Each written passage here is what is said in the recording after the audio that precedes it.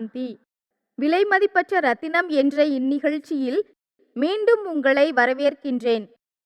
எப்போதும் போலவே இன்று நம்முடன் இணைந்துள்ளார் சகோதரரே.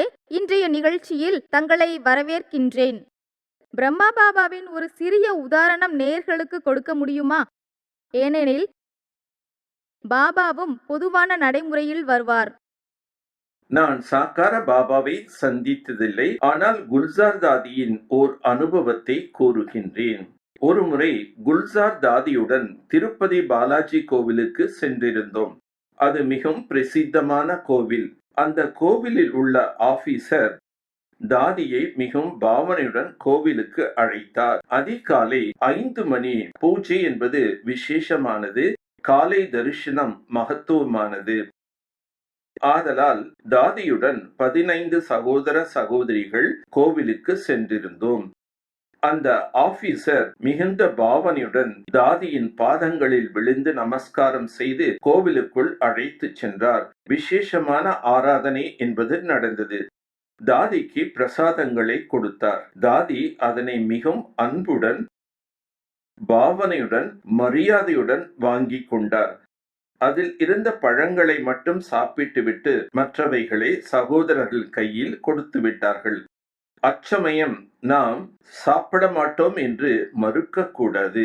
ஏனென்றால் நாம் அனைவருடன் இணைந்து செல்ல வேண்டும்.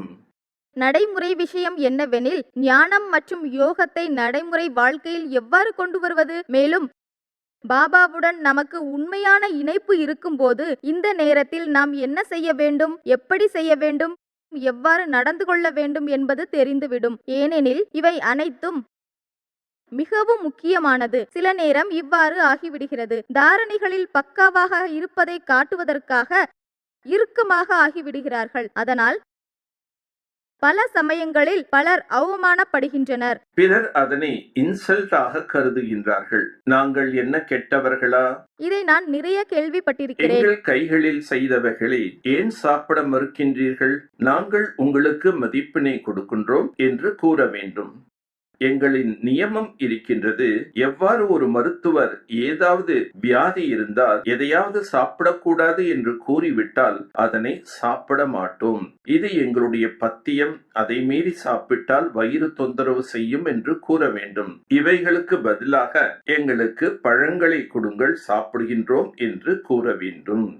நல்லது சகோதரரே, மிகவும் நன்றாக இருந்தது. ஏனெனில் குல்சார் தாதிஜி மற்றும் பிரகாஷ்மணி தாதிஜி அவர்கள் நம் முன் நல்ல உதாரணமாக இருந்தார்கள். அவர்கள் தன்னுடைய சாக்கார வாழ்க்கையின் மூலமாக நமக்கு நிறைய தூண்டுதல்களை கொடுத்திருக்கிறார்கள். தாதிகள் மற்றும் பாபாவுடன் இருந்த சகோதரர்களுடனான உங்களுடைய அனுபவத்தை வரவிருக்கும் நிகழ்ச்சிகளில் நீங்கள் அதிகம் பகிர வேண்டும் என்று நாங்கள் விரும்புகின்றோம்.